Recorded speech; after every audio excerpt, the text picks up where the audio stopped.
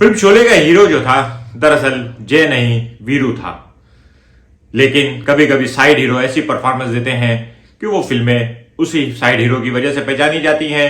आज सरफराज ने वही कुछ किया है। बेशक सरफराज ये मैच हमें नहीं जिता सका, लेकिन सरफराज ने वो तारीखी कारनामा अंजाम दिया है कि इस मैच का जब भी जिक्र होगा, आज के दिन का जब भी जिक्र होगा, तो सरफराज का नाम जरूर याद रखा जाएगा। सरफराज नए खिलाड़ियों के लिए यकीनन एक रोल मॉडल है। आज के मैच पे और कुछ सरफराज के बारे में बातें करेंगे। अगर आपने अब तक मेरा चैनल सब्सक्राइब नहीं किया है तो प्लीज मेरा चैनल सब्सक्राइब करें और बेल आइकॉन प्रेस करें। सरफराज अहमद किस तरह से रोल मॉडल है?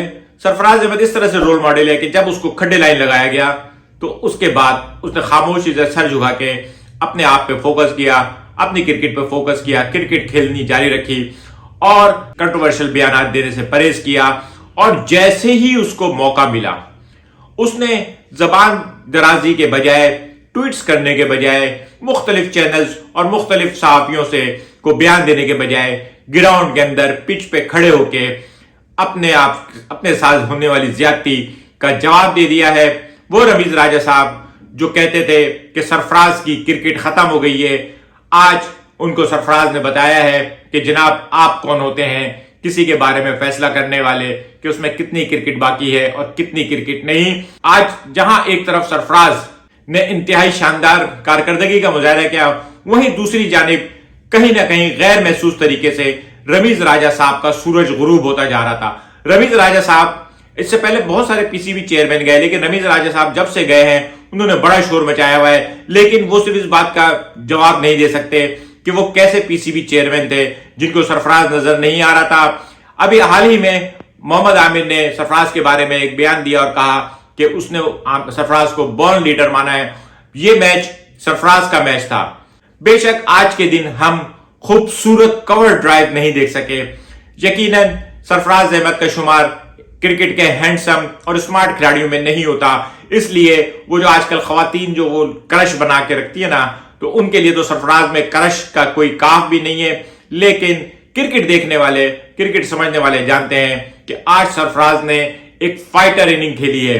एक अजीम बैट्समैन और एक फाइटर बैट्समैन का क्या फर्क होता है। चौथी इनिंग में जो डट जाए, जो लड़ जाए, 80 पे 5 से जब सरफराज और सऊद शकील की पार्टनरशिप शुरू हुई और फिर ये दोनों पहले लंच तक इस पार्टनरशिप को लेके गए। लंच पे 125 पे 5 थे और हम सब ये सोच रहे थे कि पाकिस्तान किस तरह से ये मैच बचा पाएगा। पाकिस्तान की शिकस्त वाज़ह नजर आ रही थी, लेकिन उसके बाद टी पे हमारी 5 विकेटें ही थी और फिर अचानक हमें जीत नजर आने लगी। इस जीत के नजर आने की वजह थी सरफराज अहमद की इनिंग, शानदार इनिंग और साथ में सऊद शकील के मध्यम रन। सऊद शकील ने बहुत ज्यादा ही स्लो खेला है। शायद अगर सऊद शकील थोड़ा बेहतर खेल जाता, थोड़ा सा ज्यादा इंप्रूव रन रेट के साथ खेल जाता, तो हम ये मैच जीत सकते थे। हम ये मैच बार बार जीत सकते थे। सऊद शकील और सरफराज खड़े हुए थे तो लग रहा था कि अब ये मैच बहुत आसानी से सऊद शकील एक तरफ को एंड संभाल के रखेगा और सरफराज स्ट्राइक करता रहेगा। सऊद शकील का काम इस इनिंग में बजाहिर एक एंड संभालना था, लेकिन अनफॉर्चुनेटली वो एक बहुत अच्छी गेंद पे आउट हो गया। मैं सऊद शकील को बिल्कुल भी इसमें ब्लेम नहीं करूंगा, लेकिन सऊद शकील के पास आगा सलमान भी के साथ जब सरफराज खेल रहा था तो लग रहा था ये दोनों तो बड़े सुकून से बना देंगे, क्योंकि आगा सलमान आया था तो दोनों ने ही तेज खेलना शुरू कर दिया था और एक वक्त था कि हम बिल्कुल जीत के करीब थे कि आगा सलमान और फिर सरफराज अहमद आउट हुए। और उसके बाद जो कुछ हुआ हमने दे, और उसके बाद बहुत सालों बाद, बहुत अरसे के बाद टेस्ट क्रिकेट का खूबसूरत तरीन लम्हात देखे गए। आखिरी 1 घंटा जो था वो टेस्ट क्रिकेट का असल हुस्न जो है, रोशनी, कितने ओवर बाकी, कितनी विकेटें बाकी, मध्यम होती हुई रोशनी के साथ एक ओवर गिना जा रहा था। 80 ओवर के बाद नई गेंद लेनी है या नहीं लेनी है। नई गेंद ले ली तो अंपायर ने कह दिया कि आप फास्ट बॉलर से गेंद नहीं करा सकते।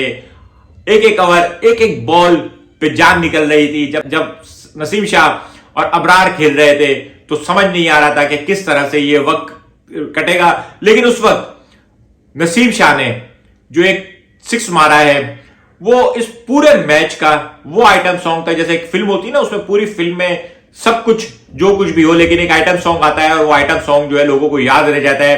तो इस टेस्ट मैच में सरफराज के बाद अगर कुछ याद रहने वाला है तो वो नसीम शाह का 6 है, जब 9 फील्डर और 1 विकेट कीपर और 11वां बॉलर सब के सब एक फ्रेम में थे और इतनी कवर्ड सिचुएशन में नसीम शाह ने 6 लगा के लोगों के दिल जीत लिए। नसीम शाह ने बताया है कि वो भी फाइटर है। बहरहाल आज के मैच पे जब शुरू से तबसरा करते हैं, हमने कल ही 2 विकेटें गंवा दी थी, जिसमें से 1 विकेट अब्दुल्ला शफीक की थी, दूसरी विकेट को हम काउंट नहीं करते मीर हमजा की। लेकिन उसके बाद आज सुबह इमाम 12, शान मसूद 35 और बाबर आजम 27।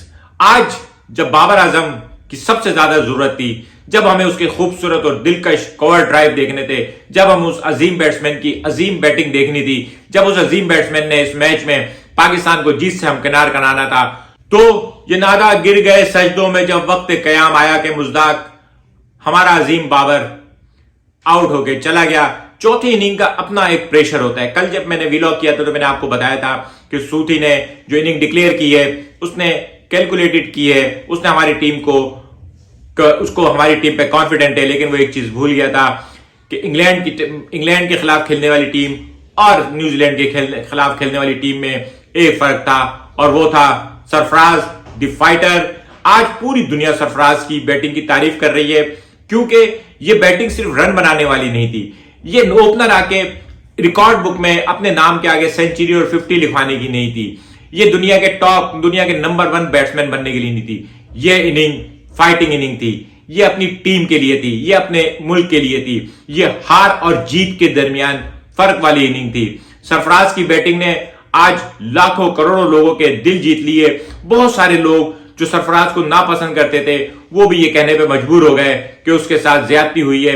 सरफराज के साथ जो ज्यादती 2.5-3 साल उसको बेंच पे बिठा के की गई है उसका जवाब तो कोई नहीं देगा, लेकिन सरफराज ने अपने साथ ज्यादती करने वालों को जवाब दे दिया है। आज बाबर आजम ने मैच के इख्तिताम पे बोला कि हमारी जीत की प्लानिंग थी, लेकिन मुझे तो कहीं से नहीं लग रहा कि जीत की प्लानिंग थी, क्योंकि 25 ओवर में 80 रन पे 5 खिलाड़ी आउट थे। 25 ओवर में 80 रन का मतलब है 3.2 समथिंग की एवरेज थी। कोई एग्रेशन नहीं थी, कोई तैयारी नहीं थी, कोई जीत की नहीं थी। हमारे अजीम तरीन बैट्समैन तो पवेलियन चले गए। हमारी नई क्रिकेट टीम में एक बड़ी प्रॉब्लम यह है कि हमारे खिलाड़ी जो हैं वो इतना जरूर खेलने की कोशिश करते हैं कि उनकी टीम में जगह बची रहे, उनके नाम के आगे कुछ ना कुछ रन लिखे रहे, और वही आज हुआ है। बाबर की बैटिंग पे किसी को एतराज नहीं है, लेकिन बाबर की कैप्टनशिप पे एतराज है। बाबर ने पाकिस्तानी टीम को एक फाइटर टीम से के बजाय अजीब सी स्टेटस में डाल दिया है, जिसमें हर खिलाड़ी सिर्फ अपनी बचत के लिए, अपने आप को बचाने के लिए खेल रहा है। खिलाड़ियों में टीम के लिए खेलने वाली स्पिरिट गायब होती चली जा रही है। ये स्पिरिट हारिस रऊफ में नजर आती है, ये स्पिरिट नवाज में नजर आती है, ये स्पिरिट शादाब में नजर आती है। मुझे खुशी है आज का मैच बराबर होने के बावजूद, मुझे खुशी है कि पाकिस्तान 2023 की इब्तिदा एक फाइटर पाकिस्तानी क्रिकेट टीम से हुई है और इस साल हमारी टीम फाइट करते हुए नजर आएगी। बार बार कह चुका हूं, हार जीत मैच का हिस्सा है, लेकिन सबसे अहम चीज ये होती है कि आप लड़ते हुए हारें, आप लड़ते हुए नजर आए, आपकी कोशिशों से नजर आए कि आप टीम के लिए खेल रहे हैं, आप मुल्क के लिए खेल रहे हैं। आपकी बैटिंग से साफ ऐसा ना हो कि आपकी बैटिंग से नजर आए कि रिकॉर्ड बुक्स में अपना नाम अपडेट कराने के लिए खेल रहे हैं। आप सिर्फ माहिर कमेंटेटर्स और मशहूर क्रिकेटर्स की तारीफों के लिए खेल रहे हैं, खूबसूरत कवर ड्राइव लगा रहे हैं, लेकिन मैच आप कभी भी फाइट करते हुए नजर नहीं आ रहे। अब मुझे यकीन है कि मैनेजमेंट को सोचना होगा और खिलाड़ियों के अंदर अब ये स्पिरिट पैदा करनी होगी कि आप अपने अच्छा खेलें, रिकॉर्ड में अपडेट कराएं, स्टेटस बेस्ट करें, लेकिन साथ में टीम को जिताने की फाइट करते हुए नजर आए। यूनुस खान के बाद आज बहुत दिनों बाद चौथे इनिंग में पाकिस्तानी कोई बैट्समैन सेंचुरी बनाने में कामयाब हुआ है। विकेट कीपर बैट्समैन की तरफ से किसी टेस्ट सीरीज में सबसे ज्यादा रन बनाने वालों में सरफराज ने आज अपना नाम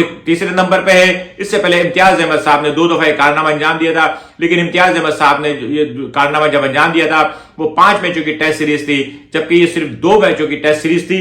3 50s और 1 सेंचुरी, एक टेस्ट सीरीज में 4 50 प्लस स्कोर बनाने वाला पाकिस्तान की जानिब से वाहिद विकेट कीपर बैट्समैन। 2019 में आखिरी मैच सरफराज ने जब खेला था तो उसमें 2 50s बनाई थी और उस टीम में स्टेन और रबादा जैसे बॉलर थे साउथ अफ्रीका में। उसके बाद उसको ड्रॉप किया गया। क्यों ड्रॉप किया गया और अब उसके बाद जब सरफराज ने दोबारा अपने कैरियर का आगाज किया तो 4 लगातार 50+ स्कोर किया, इसमें 1 सेंचुरी जड़ी। अब वनडे की तरफ फोकस है। सरफराज भाई वनडे में नहीं है, लेकिन वनडे की टीम अलग है।